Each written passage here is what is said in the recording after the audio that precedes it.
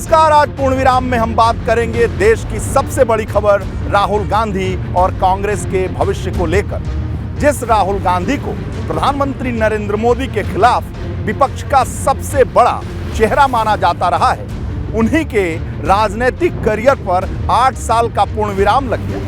दरअसल सूरत की एक अदालत ने आपराधिक मानहानि के केस में राहुल गांधी को 2 साल की सजा सुनाई और नियमतः राहुल गांधी की संसद सदस्यता समाप्त हो गई, जिसे लेकर पक्ष और विपक्ष के बीच सियासी तूफान खड़े हो गए।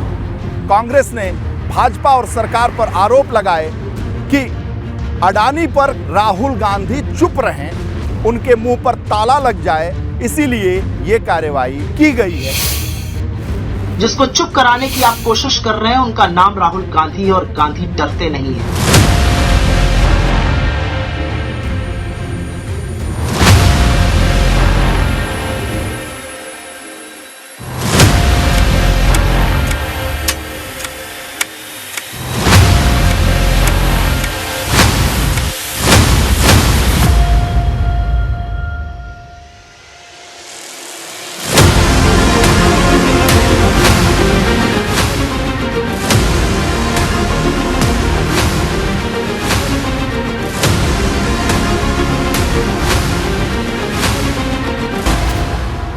बीजेपी के लोगों ने कहा कि अदानी पर आक्रमण देश पर आक्रमण है।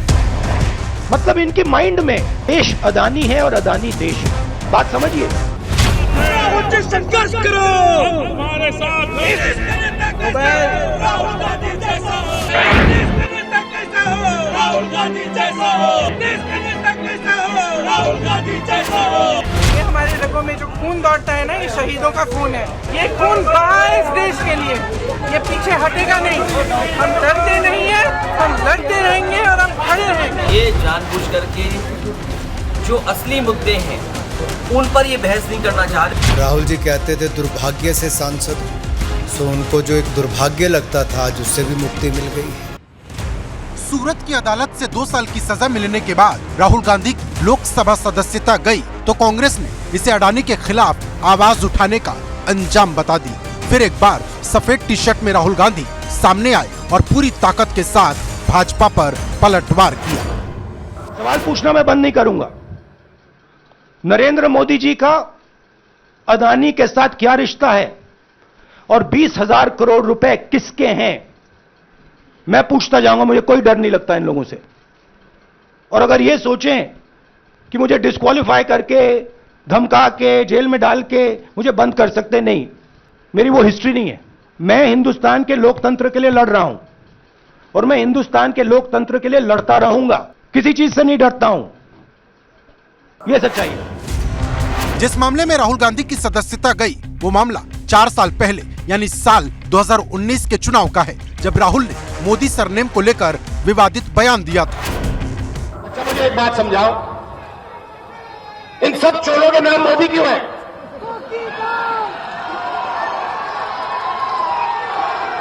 ललित मोदी, नीरव मोदी, नरेंद्र मोदी।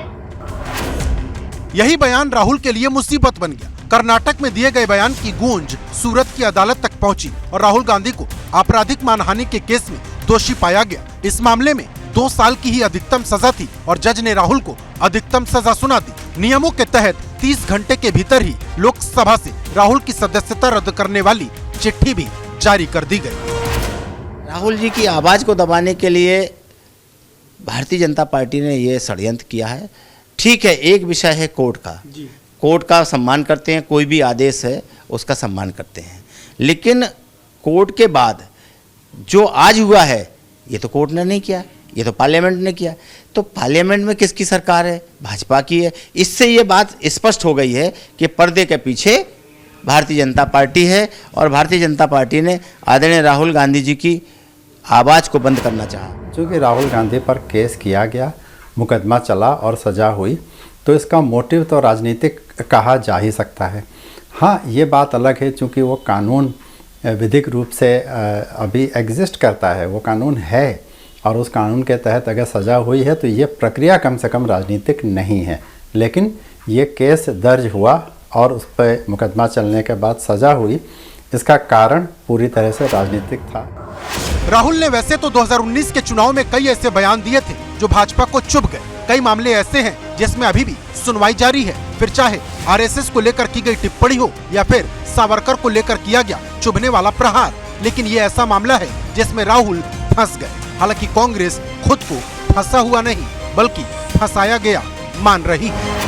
ये हमारे रगों में जो खून दौड़ता है ना, ये शहीदों का खून है।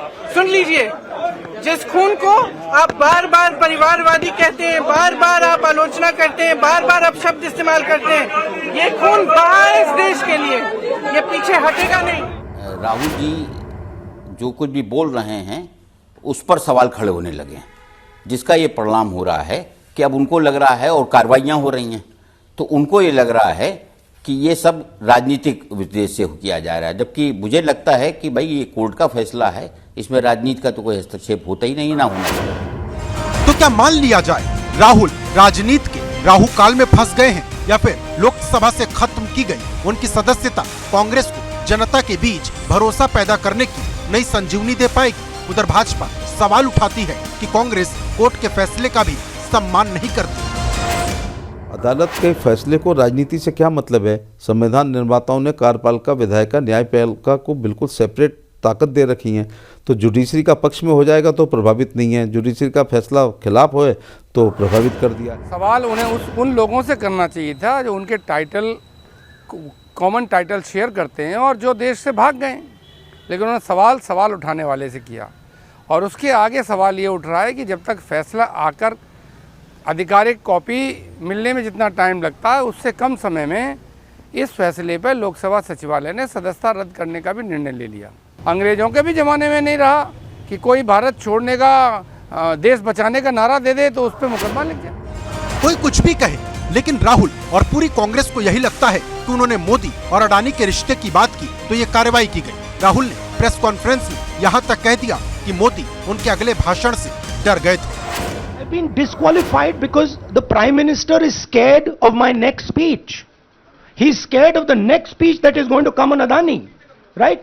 I've seen it in his eyes. Rahul Gandhi की सदस्यता रद्द होने के बाद कांग्रेस 3 दलीलों के साथ जनता के सामने आई। पहली दलील, मोदी सरकार की नीतियों के खिलाफ आवाज उठाने पर कार्रवाई हुई। दूसरी दलील, भारत जोड़ो यात्रा के बाद भाजपा घबरा गई। और तीसरी दलील, राहुल लगातार अडानी के मुद्दे पर बोल रहे थे। फैसला भले कोर्ट से आया, लेकिन कांग्रेस के नेता इसकी क्रोनोलॉजी भी बखूबी समझा रहे। जरा क्रोनोलॉजी समझिए। फरवरी 7 को राहुल गांधी जी की भाषण होती है लोकसभा में। 16 फरवरी को कंप्लेनेंट है जिसने शिकायत की थी इस भाषण के बारे में, गुजरात हाई कोर्ट में उन्होंने ही स्टे लिया था, वो स्टे उन्होंने वापस ले ली। 27 फरवरी को, यानी कि राहुल गांधी जी के भाषण के 20 दिन बाद सुनवाई शुरू होती है। 17 मार्च को जजमेंट रिजर्व होता है और 23 मार्च को जजमेंट आता है। लोकसभा चुनाव जितना रोमांचक अभी तक लग रहा था, राहुल की सदस्यता रद्द होने के बाद इसका रोमांच और ज्यादा बढ़ चुका है। अब सबकी निगाहें कांग्रेस के अगले कदम पर हैं, क्योंकि पिक्चर अभी बाकी है। Bureau report, ABP Ganga. हालांकि ऐसा नहीं है कि राहुल गांधी के पास कोई विकल्प नहीं है। वो हाईकोर्ट का दरवाजा खटखटा सकते हैं, अगर वहां से भी राहत नहीं मिली तो वो सुप्रीम कोर्ट जा सकते हैं। लेकिन इन दोनों जगहों से भी राहत नहीं मिली तो आखिर वो क्या करेंगे? राहुल गांधी पर हुए कार्रवाई के बाद कांग्रेस में एक तरीके से सन्नाटा छाया हुआ है। ये वही राहुल गांधी हैं जिन्होंने 3000 किलोमीटर से ज्यादा भारत जोड़ो यात्रा की थी और उसके दूसरे चरण की शुरुआत करने वाले थे। लेकिन दूसरे चरण की वो शुरुआत कर पाते उससे पहले कांग्रेस और राहुल गांधी पर इतना बड़ा संकट पैदा हो गया। वर्षों तक वन में घूम घूम बाधा विघ्नों को चूम चूम से धूमधाम पानी पत्थर पांडव आए कुछ और निकल। सौभाग्य न सब दिन सोता है, देखें आगे क्या होता है। बांधने मुझे तो आया है जंजीर, बड़ी क्या लाया है। यदि मुझे बांधना चाहे मन, पहले तो बांध अनंत गगन, सुने को साध न सकता है वह मुझे बांध कब सकता है। हित वचन नहीं तूने माना, हित वचन नहीं तूने माना, मैत्री का मूल्य न पहचाना तो ले, मैं भी अब जाता हूँ, अंतिम संकल्प सुनाता हूँ, याचना नहीं अब रण होगा, जीवन जय या कि मरण होगा। टकराएंगे नक्षत्र निकर, बरसेगी भू पर वही प्रखर, फणशेष नाग का डोलेगा, विकराल काल मुंह खोलेगा, दुर्योधन रण ऐसा होगा फिर कभी नहीं जैसा होगा। राहुल की सदस्यता रद्द हुई तो भाजपा के साथ कांग्रेस के संग्राम का दायरा और भी बड़ा होगा। कानूनी लड़ाई एक तरफ चलेगी तो राजनीतिक लड़ाई की नई जमीन तैयार होगी। राहुल ने कहा वो सच्चाई के रास्ते पर आगे बढ़ते रहेंगे। चाहे स्टेट हो चाहे कुछ भी हो, मैं सच्चाई को देखता हूं। मुझे और किसी चीज में इंटरेस्ट नहीं है, मैं सच्चाई बोलता हूं। राजनीति में ये फैशनेबल बात नहीं है, मगर ये बात मेरे खून में है। मैं और कोई रास्ता निकाल ही नहीं सकता हूं। तो मेरा काम ये है, ये मेरी तपस्या है, जीवन की तपस्या है, उसको मैं करता जाऊंगा। चाहे मुझे डिस्क्वालीफाई करें, मारे पीटे जेल में डाले, मुझे कोई फर्क नहीं पड़ता। मुझे अपनी तपस्या करनी है। इस देश ने मुझे सब कुछ दिया है, प्यार दिया है, इज्जत दी है, इसलिए मैं ये करता हूं। सुप्रीम कोर्ट में अगर ये जाते हैं और सुप्रीम कोर्ट से राहुल गांधी को कोई रिलीफ मिल जाती है तो उनकी सदस्यता बहाल भी हो सकती है। वैसे उन्हें जाने का अधिकार हाईकोर्ट में भी है, हाईकोर्ट जाए, सुप्रीम कोर्ट जाए, अदालत के दरवाजे खुले हैं, लेकिन कांग्रेस को यकीन है कि सुप्रीम कोर्ट में जाएंगे तो हो सकता है उनको न्याय मिले। एक तथ्य ये भी है कि राहुल गांधी को जिस मानहानि के मामले में 2 साल की सजा हुई, वैसे अधिकतर मामलों का निपटारा माफी के साथ हो जाता है। लेकिन ये मामला अलग था क्योंकि राहुल 3 बार सूरत की अदालत में पेश हुए और एक बार भी अपने बयान पर माफी नहीं मांगी। राहुल गांधी सोचता है मेरा नाम सावरकर नहीं है, मेरा नाम गांधी है। गांधी किसी से माफी नहीं मांगता। और मैंने कहा, पार्लियामेंट हाउस में कहा कि भैया मुझे बोलने दीजिए ना, एक बार तो बोलने दीजिए। 2 बार चिट्ठी लिखी, तीसरी बार मैं पर्सनली स्पीकर से जाके कहता हूं, स्पीकर सर प्लीज, आप डेमोक्रेसी के लोकतंत्र के आप प्रोटेक्टर हैं, मुझे बोलने दीजिए। मुझको आगे कहते हैं भैया मैं तो नहीं कर सकता।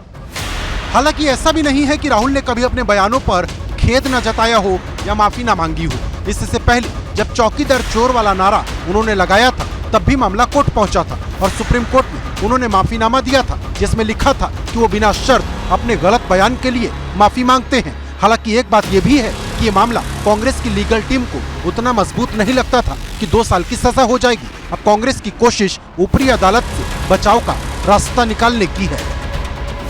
अब ये तो कोर्ट का निर्णय होगा, माननीय कोर्ट निर्णय करेगा।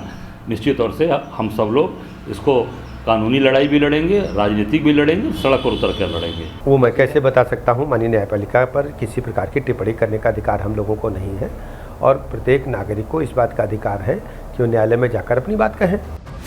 सारा खेल बयानों का है। कभी कभी एक बयान सत्ता तक पहुंचा देता है तो कभी कभी एक बयान संसद की सदस्यता को सूली पर चढ़ा देता है। और राहुल गांधी की जब सदस्यता गई तो 10 साल पुराना एक वाकया सामने आ गया, जब राहुल ने मनमोहन सरकार का एक अध्यादेश फाड़ा था। 2013 के जुलाई महीने में सुप्रीम कोर्ट ने एक फैसले में कहा था कि अगर किसी भी सांसद या विधायक को 2 साल या इससे ज्यादा की सजा होती है तो उसकी सदस्यता खुद ब खुद रद्द हो जाएगी। तब केंद्र में कांग्रेस की अगुवाई वाली यूपीए की सरकार थी। इस फैसले के खिलाफ तब की मनमोहन सरकार ने अध्यादेश लाने की घोषणा की। अध्यादेश लाया भी गया, ये संसद में पारित भी हो गया। लेकिन अचानक राहुल गांधी ने इस अध्यादेश को बकवास बता डाला। राहुल के बयान के बाद मनमोहन सरकार बैकफुट पर आ गई और उसने गांधी जयंती पर 2 अक्टूबर 2013 को अध्यादेश वापस ले लिया। पूज्य बाबा साहब भीमराव अम्बेडकर जी ने इस देश को संविधान दिया है। इस देश के संविधान ने सबको बराबरी का अधिकार दिया है और जब सारे, कोई बड़ा नहीं है, कोई छोटा नहीं है, सब बराबर हैं। तो जब सारे बराबर हैं तो सबके लिए कानून भी बराबर है। ये नहीं हो सकता कि गांधी परिवार कोई विशेष है तो इसके लोगों के लिए कोई विशेष कानून हो। राहुल को खुद नहीं पता होगा कि जिस अध्यादेश को उन्होंने बकवास बताया था वही उनके राजनीतिक करियर पर भारी पड़ जाएगा। हालांकि अभी बचने के कुछ रास्ते दिखाई देते हैं। ये लड़ाई अदालत की नहीं है, ये लड़ाई जनता की अदालत की है। तो मुझे लगता है कांग्रेस पार्टी को सड़क पर लड़ना होगा, गली गली, गांव गांव, शहर शहर, नगर नगर, डगर डगर। अब बीजेपी से लड़ना होगा और जनता की अदालत में इसका अंतिम फैसला होगा। इस तरह से लोग बता रहे हैं, उम्मीद तो बहुत बड़ी है। हाई कोर्ट और सुप्रीम कोर्ट से उनको बड़ी राहत मिलने की संभावना है। कांग्रेस अपने स्टैंड पर कायम है। राहुल ने कह दिया है कि संसद से नहीं तो सड़क से वो अपनी लड़ाई को आगे बढ़ाएंगे। इससे पहले उन्होंने 3000 किलोमीटर से ज्यादा की भारत जोड़ो यात्रा की थी, जो कन्याकुमारी से कश्मीर तक पहुंची। और अब राहुल को भारत जोड़ो यात्रा के दूसरे अभियान को शुरू करने का बड़ा उद्देश्य भी मिल चुका है। Bureau report, ABP Ganga. Congress के नेता सूरत कोर्ट के फैसले को आगे चुनौती देने की बात कह रहे हैं। कांग्रेस की यह कोशिश भी है कि राहुल गांधी के खिलाफ आए फैसले पर स्टे लगवाया जा सके। अगर ऐसा नहीं होता है तो ये केवल राहुल के लिए नहीं बल्कि पूरी कांग्रेस के लिए महासंकट का दौर होगा। राहुल गांधी ऐसे में अगले 2 लोकसभा चुनाव नहीं लड़ पाएंगे और न ही प्रधानमंत्री पद पर अपना दावा ठोक पाएंगे। हालांकि ये चर्चा बहुत जोरों से चल रही है कि ऐसी स्थिति में प्रियंका गांधी की बड़ी एंट्री हो सकती है।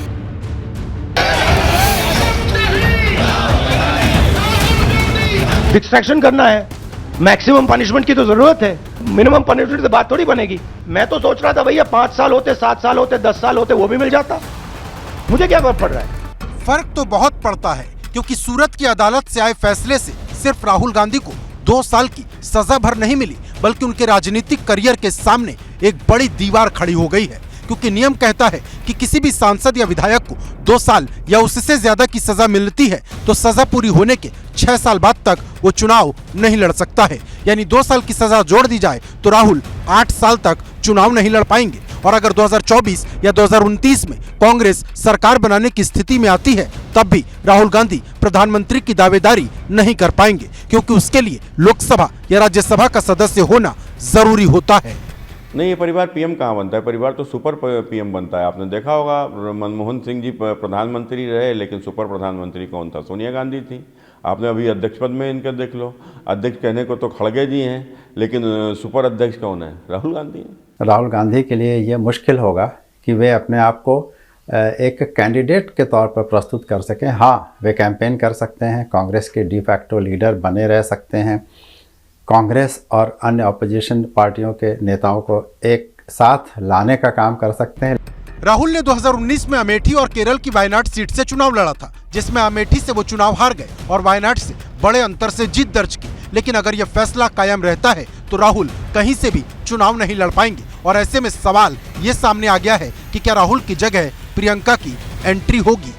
तो राहुल गांधी को मन में लालच होता तो स्वयं बन सकते थे। राहुल गांधी त्यागी पुरुष हैं, त्याग करने वाले हैं, और त्याग से ही भारतीय जनता पार्टी और नरेंद्र मोदी की हालत खराब है, परेशान है लोग।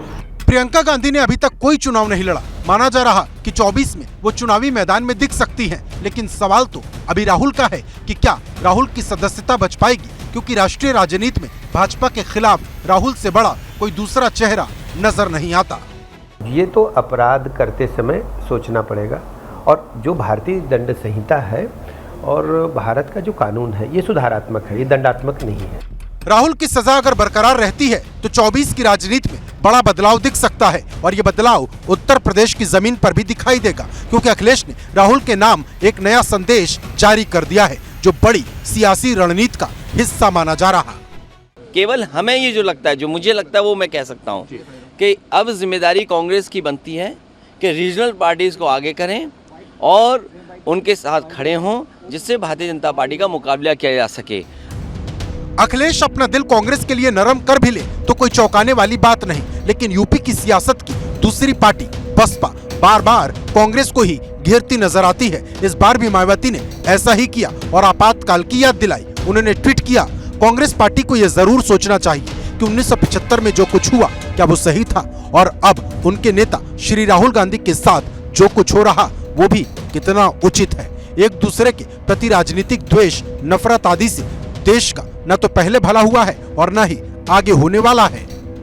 मेरा नाम दानिश अली है, और कोई अली नाम का व्यक्ति कोई चोर है, लुटेरा है, भगोड़ा है, उसका नाम लेकर के आप अगर एड्रेस करोगे कि ये चोर है, ये भगोड़ा है, तो क्या सारे अली सरनेम वालों को गाली दे रहे हो? क्या सारे मुसलमानों को गाली दे रहे हो? अमृतकाल में नए भारत की परिभाषा लिखी जा रही है, शायद उसमें चोर को चोर कहना और भगोड़े को भगोड़ा कहना शायद अपराध है। क्षेत्रीय दलों की सियासत एक तरफ और राहुल गांधी का एजेंडा दूसरी तरफ, क्योंकि राहुल ने यहाँ तक कह दिया कि वो संसद के सदस्य रहे या ना रहे, अपने काम को आगे बढ़ाते रहेंगे। अगर ये मुझे परमानेंटली डिस्क्वालीफाई कर दें तो भी मैं अपना काम करूंगा, अगर मुझे रीइंस्टेट कर दें तो भी मैं अपना काम करूंगा। मुझे कोई फर्क नहीं पड़ता मैं पार्लियामेंट के अंदर हूं या बाहर हूं, कहां हूं। मैंने आपसे कहा मुझे अपनी तपस्या करनी है, मैं उसको करके दिखाऊंगा। ये बात सही है कि राहुल के सदस्यता रद्द होने के बाद विपक्षी दलों की एकता में मजबूती आई है, लेकिन लोकसभा चुनाव में अभी 1 साल बाकी है। 1 साल में 365 दिन होते हैं और इतिहास बताता है कि सियासी बदलाव के लिए 1 दिन ही नहीं 1 मिनट भी काफी अहम है। Bureau report, ABP Ganga.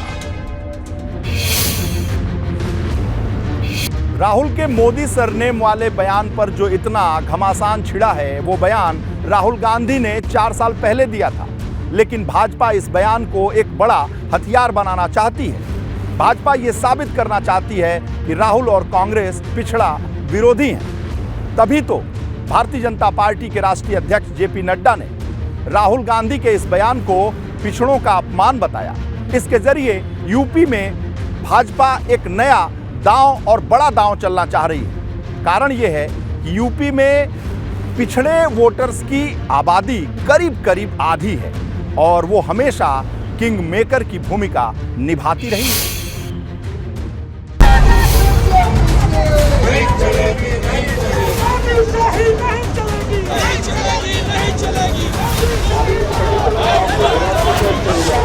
वो सब नरेंद्र मोदी जी से डरते हैं, कारण आप जानते हो। नरेंद्र मोदी जी ने कहा कि देखिए ध्यान हटाना है। वो सब जानते हैं अदानी जी और नरेंद्र मोदी जी का रिश्ता, सारे के सारे जानते हैं क्या रिश्ता है, सब जानते हैं, मगर डरते हैं। तो अगर नरेंद्र मोदी जी ने उनसे कहा कि भैया ध्यान उधर करो, ध्यान उधर करेंगे। मगर सवाल यही है 20,000 करोड़ रुपए इसका। क्या वाकई देश की जनता का ध्यान किसी बड़े मुद्दे से भटकाया जा रहा है? क्या यह सच है कि राहुल ने मोदी सरकार की कोई कमजोर नस पकड़ ली है? क्या 24 के चुनाव से पहले कांग्रेस को मोदी सरकार के खिलाफ एक बड़ा हथियार मिल गया है? अगर ऐसा नहीं है तो आखिर क्या वजह रही कि भाजपा ने राहुल के मोदी सरनेम वाले बयान को पूरे ओबीसी समाज के साथ जोड़ दिया? और ऐसा किसी जिला स्तर के नेता ने नहीं बल्कि भाजपा के राष्ट्रीय अध्यक्ष ने किया। उन्होंने ट्वीट किया, राहुल गांधी का अहंकार बहुत बड़ा और समझ बहुत छोटी है। अपने राजनीतिक लाभ के लिए उन्होंने पूरे ओबीसी समाज का अपमान किया, उन्हें चोर कहा। समाज और कोर्ट के द्वारा बार बार समझाने और माफी मांगने के विकल्प को भी उन्होंने नजरअंदाज किया और लगातार ओबीसी समाज की भावना को ठेस पहुंचाई। आप जानते हैं कि जिस ढंग से साहू समाज के लोगों को व्यक्तिगत रूप से उन्होंने कुत्सित भावना के साथ जानबूझ करके उनको अपमानित किया है, ये दुखद है और भारत और प्रदेश का हर नागरिक आज उसकी निंदा कर रहा है। अहम है भाजपा के लिए तो बहुत ही ज़्यादा अहम है, क्योंकि पूरी भाजपा नरेंद्र मोदी को ओबीसी वर्ग का एक मजबूत नेता के रूप में देखती है और बयान भी दे रही है। अभी रिसेंटली उत्तर प्रदेश को ही ले लीजिए कि जो बैकवर्ड कमीशन ने जो निकाय को पूरा समर्पित था, वो कमीशन उससे अपनी रिपोर्ट दी। उसके बाद डिप्टी सीएम या जो भी लीडर रहे बड़े बड़े, उन्होंने कहा कि ओबीसी का जो रियल फेस पूरी कंट्री में वो नरेंद्र मोदी का है। राहुल गांधी ने घोटालेबाज ललित मोदी और नीरव मोदी के नाम के साथ नरेंद्र मोदी का नाम जोड़ा था, वो उनका सियासी हमला था। लेकिन अब भाजपा ने राहुल के बयान को न सिर्फ मोदी की जाति से बल्कि पूरी ओबीसी बिरादरी से जोड़ दिया। हालांकि राहुल गांधी ने इस बयान पर भी पलटवार किया। ये ओबीसी का मामला नहीं है, ये नरेंद्र मोदी जी और अदानी जी के रिश्ते का मामला है। 20,000 करोड़ रुपए जो अदानी जी को पता नहीं कहां से मिले, उसके बारे में मैं सवाल पूछ रहा हूं और उसका जवाब चाहिए। बीजेपी ध्यान को भड़काने की कोशिश करती है, कभी ओबीसी की बात करेगी, कभी विदेश की बात करेगी, कभी कुछ और बात करेगी। जब से राहुल के खिलाफ कोर्ट का फैसला आया है, तब से ही भाजपा ने ओबीसी वाली सियासत शुरू कर दी। हालांकि अब इस पर भी चुभने वाले पलटवार हो रहे। स्वामी प्रसाद मौर्य ने भाजपा की रणनीति पर ही सवाल उठा दिए। उन्होंने ट्वीट किया, देश के तीनों कुख्यात भगोड़े नीरव मोदी, ललित मोदी और मेहुल चोकसी में से कोई भी पिछड़ी जाति का नहीं है, फिर भी भाजपा द्वारा पिछड़े की दुहाई देकर इन्हें बचाने का कुत्सित प्रयास और पिछड़ों को बदनाम और अपमानित करने की साजिश की मैं घोर निंदा करता हूँ। सिर्फ स्वामी प्रसाद मौर्य ही नहीं, अखिलेश यादव भी ओबीसी का नाम सुनते ही मैदान में उतर आए और गंगा जल से सीएम आवास धुलवाने का मुद्दा एक बार फिर उछाल दिया। जमीनी नेता क्या कह रहे हैं, पिछड़ों का अपमान हो गया। अरे भाई, हमारे घर को, मुख्यमंत्री आवास को गंगा जल से धोया बीजेपी के लोगों ने, तब अपमान नहीं हुआ। अरे भाई, पिछड़ों के घर के आप गंगा जल से धोगे। और झूठी झूठी बातों को लेकर के पब्लिक के बीच में इस तरीके से कहेंगे जैसे सत्य समझ में आए। एक बार, दो बार, चार बार, 100 बार भी कहना पड़े तो कहेंगे, लेकिन झूठ को सत्य दिखाने का प्रयास करते हैं। ये भी उसी का एक अंश है। 1 साल बाद लोकसभा चुनाव है और यूपी से लेकर तमाम राज्यों में ओबीसी वोटर की कितनी अहमियत है ये हर दल बखूबी से समझता है। उत्तर प्रदेश तो वो राज्य है जहां ओबीसी वोटर की आबादी 50% से ज्यादा मानी जाती है। यही वजह है कि भाजपा का लगभग हर नेता मैदान में उतर आया है। आखिर चिड़ किससे है? ये चिड़ क्या इसलिए है कि वो पिछड़े परिवार में पैदा हुए? वो चिड़ इसलिए है कि वो बेचारे गरीब थे? चिड़ इसलिए है कि वो चाय बेचते थे? जिन लोगों को राहुल जी ने चोर कहा था उनमें से एक भी ओबीसी वर्ग से नहीं आता है। ये ओबीसी वर्गों को भी बदनाम करने की साजिश है। जो लोग देश छोड़ के भाग गए उनको चोर कहने पे ओबीसी वर्ग को उनसे जोड़ के देखना, ओबीसी वर्ग की मान सम्मान की लड़ाई को कमजोर करना है। भाजपा जहां ओबीसी के मुद्दे पर कांग्रेस को घेर रही है तो राहुल ने कह दिया कि घबराई हुई भाजपा विपक्ष को हमले का हथियार सौंप रही। ये जो पैनिक रिएक्शन इन्होंने किया है नरेंद्र मोदी जी ने, इससे सबसे ज्यादा फायदा मिलेगा विपक्ष को। ये इन्होंने हमें हथियार पकड़ा दिया है। सियासत में कभी मुद्दे खुद ब खुद पैदा हो जाते हैं तो कभी पैदा कर दिए जाते हैं और ओबीसी वाले मुद्दे पर कुछ ऐसी ही तस्वीर उभर कर सामने आ रही। Bureau report, ABP Ganga. Surat court के फैसले के बाद सियासत में 2 बातों की चर्चा है। पहली कि इससे कांग्रेस को बड़ा झटका लगा है और दूसरा विपक्षी एकजुटता की, क्योंकि जैसे ही राहुल गांधी के खिलाफ फैसला आता है वो सारे विपक्षी दल जो कभी कांग्रेस के साथ, राहुल के साथ खड़े नहीं दिखाई दिए, उन्होंने राहुल का साथ दिया, राहुल के पक्ष में बोला और मोदी और भाजपा पर हमला किया। लेकिन बड़ा सवाल ये है कि क्या ये विपक्षी एकता और ये मंच 2024 के चुनाव तक भी कायम रहेगा?